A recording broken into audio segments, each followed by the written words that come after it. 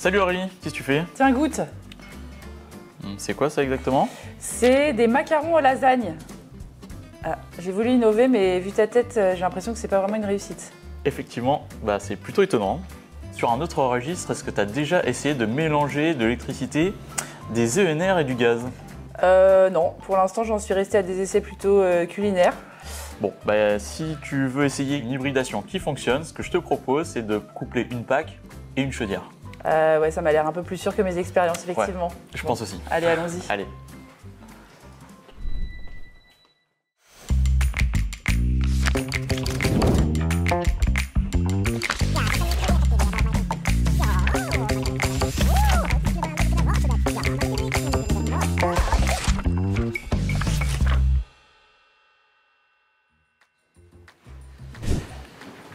Une solution hybride se composerait d'une PAC RO et d'une chaudière qui viendrait compléter la production d'eau chaude et de chauffage.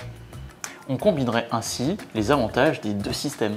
Mais on continue d'utiliser du gaz malgré les exigences réglementaires? Eh bien oui, on va pouvoir utiliser deux sources d'énergie différentes, par exemple le gaz pour ta chaudière et surtout la partie ENR pour ta pompe à chaleur.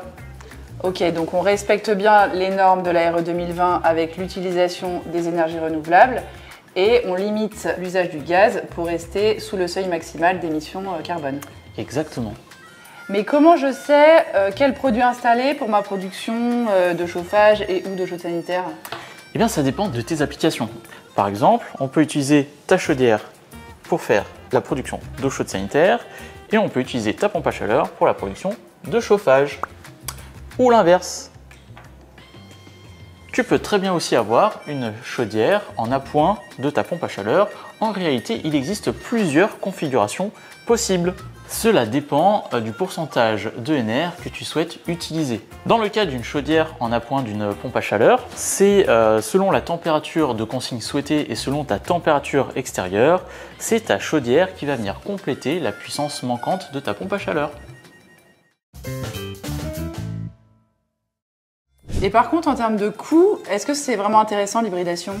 Alors c'est vrai que le coût de l'investissement de la PAC est plus élevé que celui d'une chaudière. Mais en combinant différentes sources d'énergie, cela nous permet d'équilibrer le coût de l'installation sur du long terme. Et avantage intéressant, eh bien on n'est pas dépendant d'une seule énergie. Ah oui, donc effectivement, ça veut dire que si le prix du gaz flambe, par exemple, je serais moins impactée. Exactement. Et en plus, cette solution hybride permet de répondre plus facilement aux spécificités des installations du neuf et de la rénovation. En plus, il a pour objectif aussi de réduire le nombre d'unités extérieures et donc de réduire le coût de l'installation. Ok, et concrètement, alors ça ressemble à quoi? Eh bien écoute, c'est une très bonne question Aurélie. Je te propose, c'est d'aller regarder de plus près. Tu viens m'aider? Oui.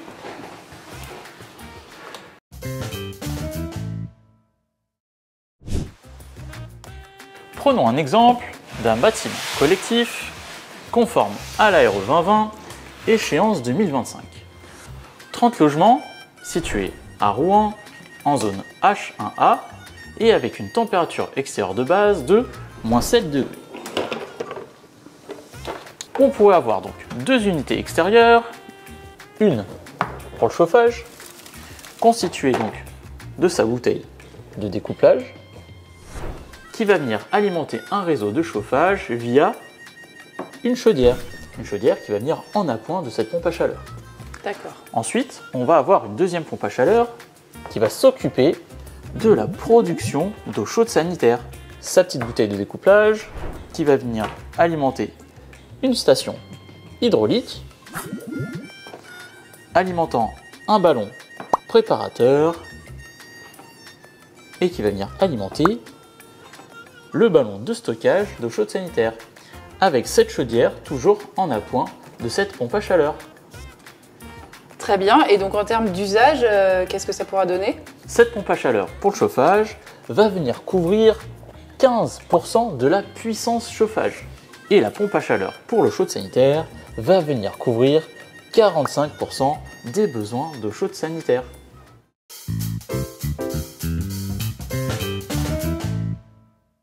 En synthèse, Philippe, est-ce que tu peux nous expliquer tous les avantages de l'hybridation? Oui, bien sûr.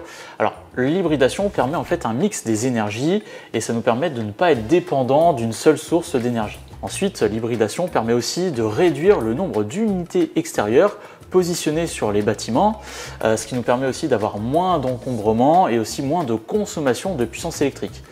C'est un enjeu majeur, mais ça je t'en reparlerai une prochaine fois. L'hybridation permet aussi un meilleur rendement économique en rénovation. Et rappelons aussi qu'Atlantic peut vous accompagner dans la mise en œuvre de solutions d'hybridation tout en respectant les règles de dimensionnement bien sûr. Super, merci beaucoup Philippe pour toutes ces explications très claires. Moi personnellement ça m'a vraiment ouvert l'appétit, ça te dit qu'on aille manger un morceau? Ouais, je veux bien. Par contre, j'espère que c'est pas toi qui cuisine, hein.